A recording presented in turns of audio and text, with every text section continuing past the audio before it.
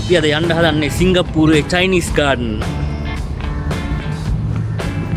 අද ගමනට යන්නේ තනියම නෙමෙයි. අපේ ලංකාවේ ඉඳලා අවිල්ලා ඉන්න යාළුවෙකුත් එක්ක තමයි අපි යන්න හදන්නේ චයිනීස් ගාඩන්. එහෙනම් අපි ගිහින් බලමු චයිනීස් ගාඩන් කොහොමද තියෙන්නේ කියලා නේ. ඔව්.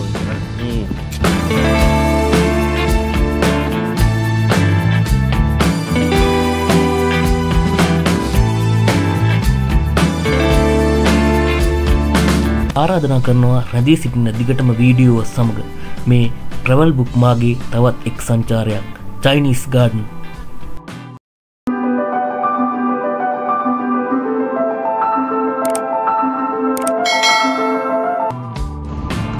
අපි දැන් චයිනීස් ගාඩන් යන ගමන් ඉන්නේ. මේ තමයි චයිනීස් ගාඩන් යන තියෙන පාර. ලස්සන පාරක්. මාරම ලස්සනයි. ලස්සන වැවක් තියෙනවා නේ. ලස්සන වැවක් තියෙනවා. මේ ස්ථානයේ ස්වභාව සෞන්දර්යය ලස්සනට තියෙන තැන.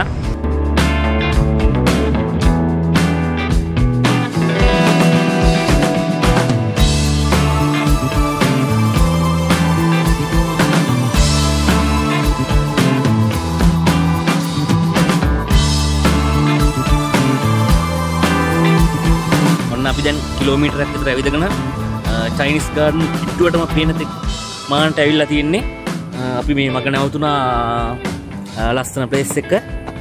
මෙතන හරිම ලස්සනයි. අර පේන්නේ චයිනීස් ගාඩන් එක.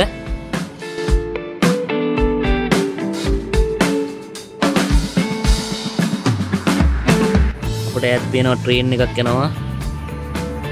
වව් පට්ට ලස්සනයි ඒක.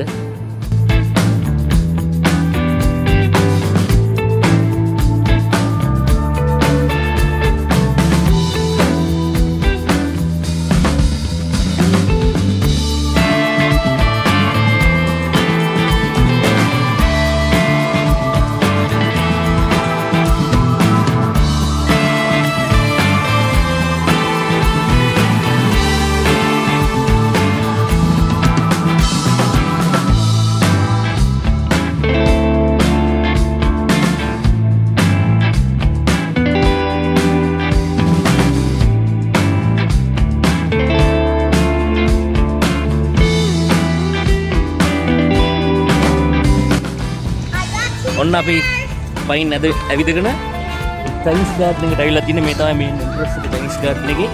අපි ගිහින් බලමු ඇතුළ කොහමද කියලා චයිනීස් ගාඩන්. ඕකේ.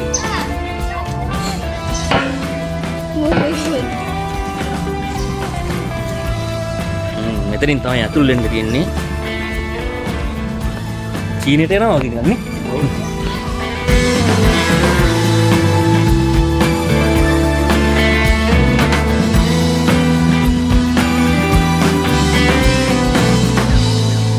ඔන්න අපි දැන් ඉන්නේ සිංගප්පූරුවේ ඇතුලේ. සිංගප්පූරුවේ ඇතුලේ තියෙන චයිනීස් ගාඩන් එක ඇතුලේ.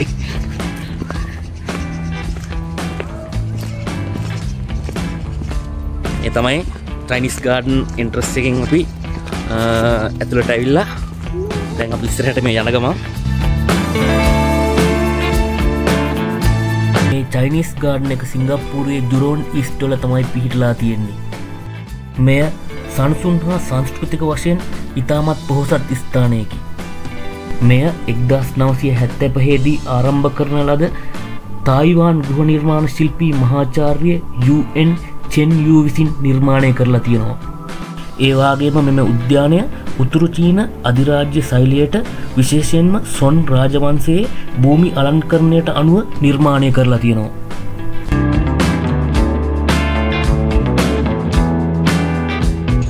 මේ තමයි චයිනීස් ගාඩන් එක. යා.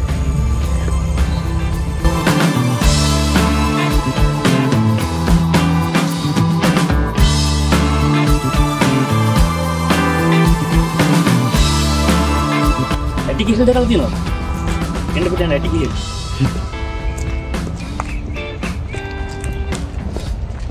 මේ ඇටි කිහිල්. මේ තමයි ඉන්නේ ඇටි කිහිල්. කවුරු හරි උගුඩුවෙක් ඇවිල්ලා ඇටි කිහිල් කාලා තියෙනවා.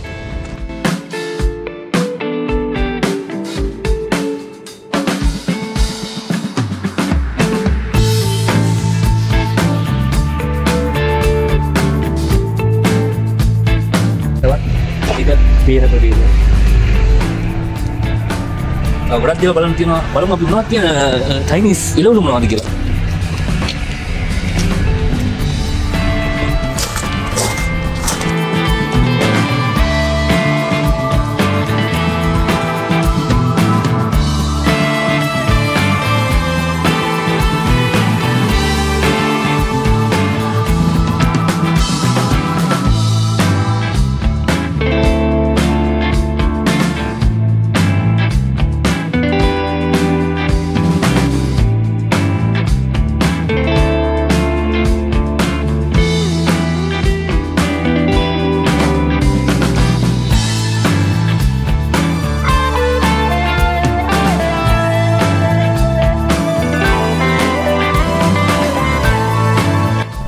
මෙම උද්‍යානය සාම්ප්‍රදායික චීන ගෘහ නිර්මාණ අංග ස්වභාවික පරිසරය සමග ඒකාබද්ධ කරලා නිර්මාණය කරලා තියෙනවා.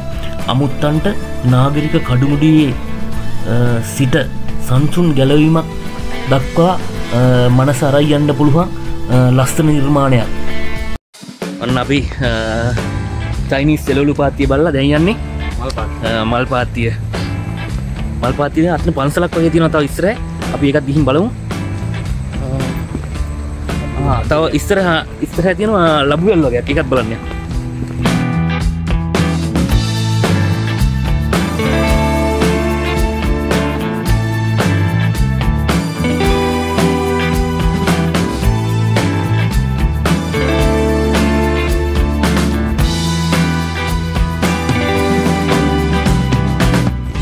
අපි ඈතට ලබුවගේ දැක්කේ ළඟට ආවට පස්සේ තමයි දැනගත්තේ මේ පුහුල් කියලා.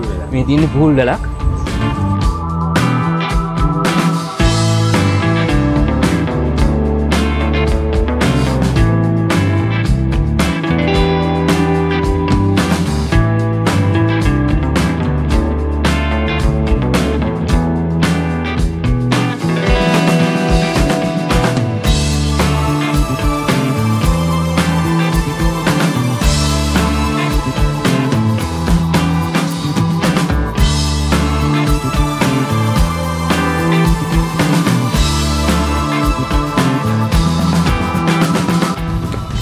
චයිනීස් ගාඩන් එනවා නම් නියම දවසක්.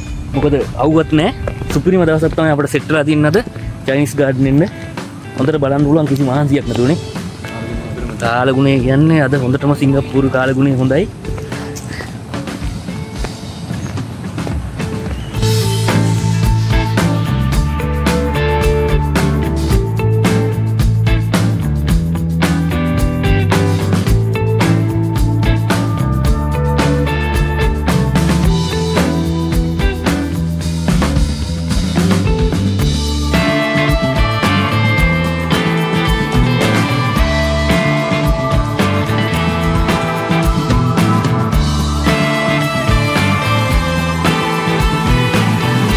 ඇත්තටම චීන ගොඩනැගිලි සංස්කෘතියට අනුව හැදුණු ලස්සන ගොඩනැගිල්ලක්. ඒක උඩට නගින්න පුළුවන්. අපි ගිහින් බලමු උඩට නැගලා කොහොමද ඒක පේන්නේ කියලා. මම මෙතන ඉඳලා පෙන්නන්නම් පහළට කොහොමද පේන්නේ කියලා. සමහර උඩ නැගලා ඉන්නවා. චීන උද්‍යානයේ විලාසල ඇති මෙම ගොඩනැගිලි දෙක ටුයින් පැගෝඩා ලෙසින් හඳුන්වනවා. මෙය තට්ටු 3කින් සමන්විත වෙනවා. ඉහළට නගින්න පුළුවන්. දැන් අපි අර පෙන්නපු ගොඩනැගිල්ලේ මෙන්න මෙතනින් උඩට යන්න පුළුවන්. අපි බලමු උඩට ගිහින් කොහොමද පේන්නේ.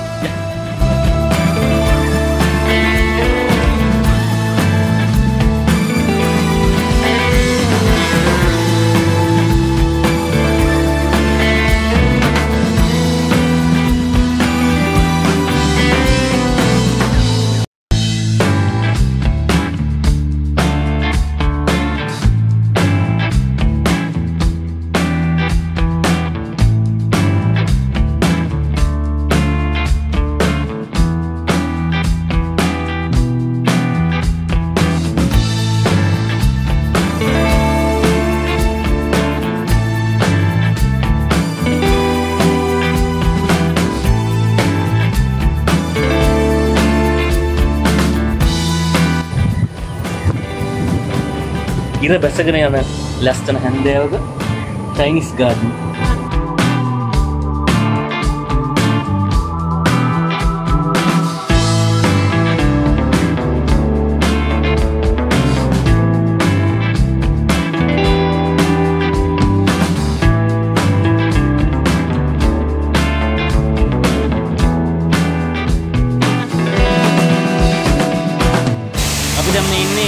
ගාඩන් එකේ තවත් ලස්සන තැනක මේක පතර වටේටම ටාප්යක් වගේ හදලා තියෙන්නේ. ඒකෙන් ලස්සනට වතුර වැටෙනවා. ඒ වගේම තමයි මේ වටේට ලස්සනට දිල වගේ වතුර හදලා තියෙනවා. ඒක මෙතන නියමයි. මාර ලස්සනයි. මෙතන දවල් කාලේ මෙතන තියෙන මිනිස්සුන්ට සිසිලසක් දැනෙන්න රස්නේ අඩු වෙන්න තමයි මේ වගේ තැනක් මෙතන මේ චයිනීස් ගාඩන් එකේ නිර්මාණය කරලා තියෙන්නේ.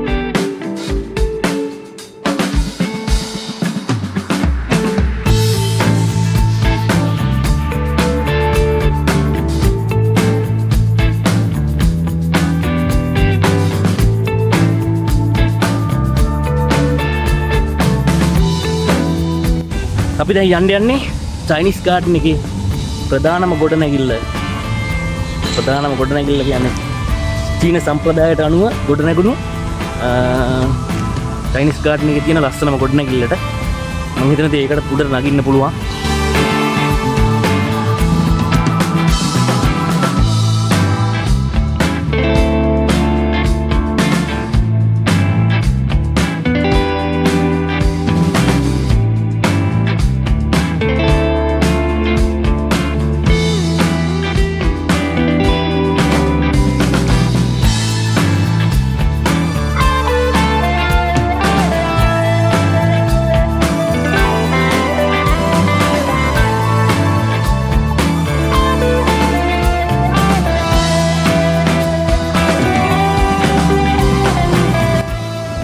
ඔන්න අපි චයිනීස් ගාඩන් එකේ උස ගොඩනැගිල්ලකට ආවා.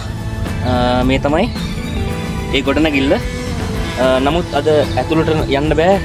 දොර ලොක් කරලා තියෙන්නේ. ලස්සනයි. ඒක ලස්සන ගොඩනැගිල්ලක් මම පෙන්නන්නම්. මේ තමයි ඒ ගොඩනැගිල්ල. ගොඩක් උසයි. හරි බලමු. මෙම ගොඩනැගිල්ල චීන උද්‍යානයේ විශාලතම ගොඩනැගිල්ල වන අතර මෙය ක්ලවුඩ් පියරසිං පැගෝඩා ලෙස හඳුන්වනු ලබනවා. එන්ම මෙය චීනයේ නැන්ජින් හී ලින්ගු පන්සලේ පැගෝඩාවෙන් ආභාෂය ලැබූ බවත් හඳුන්වනවා.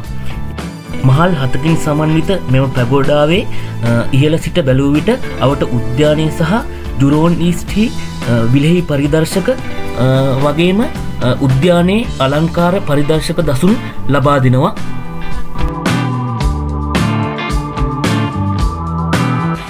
දැන් යන්න හදන්නේ චයිනීස් ගාඩන් එකේ බොන්සායි උද්‍යානයට. බොන්සායි කියන්නේ මේ ඒරියා එකේ තියෙන්නේ තනිකරම බොන්සායි ශාඛ. අපි බලමු බොන්සායි උද්‍යානයට ගිහින්.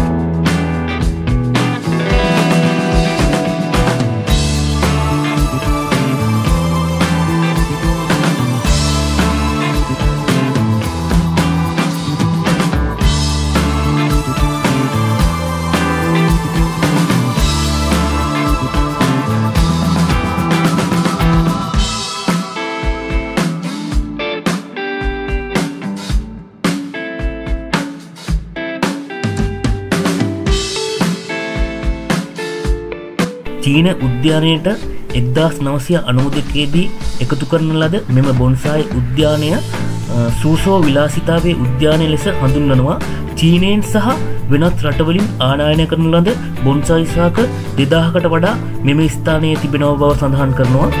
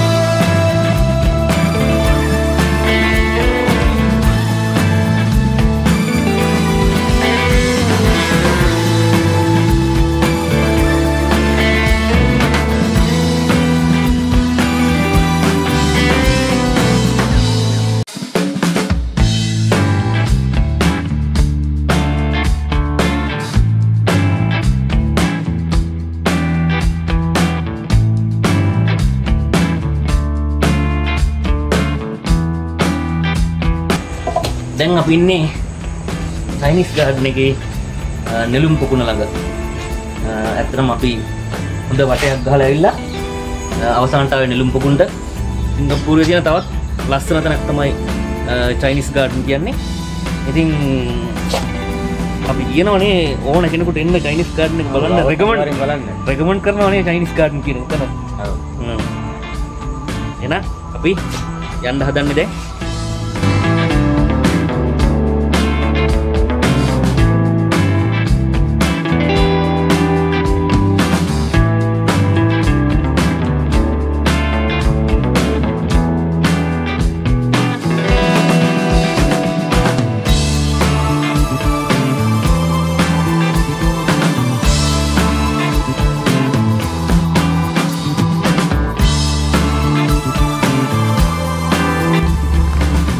අපි දවල් වෙලා ඇවිල්ලා හවස් වෙනකම්ම ඉර බැහැගෙන යනකම්ම චයිනිස් ගාඩන් එකේ ඇවිද්දා.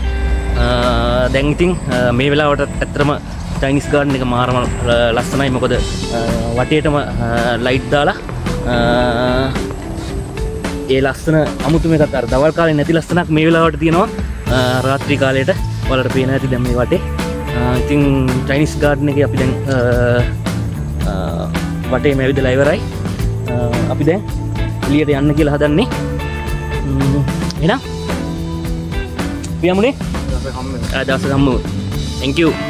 එසේනම් තවත් ලස්සන ස්ථානයක ලස්සන වීඩියෝ එකක් ගෙනීමේ බලාපොරොත්තුවෙන් මෙම වීඩියෝ අවසන් කරනවා.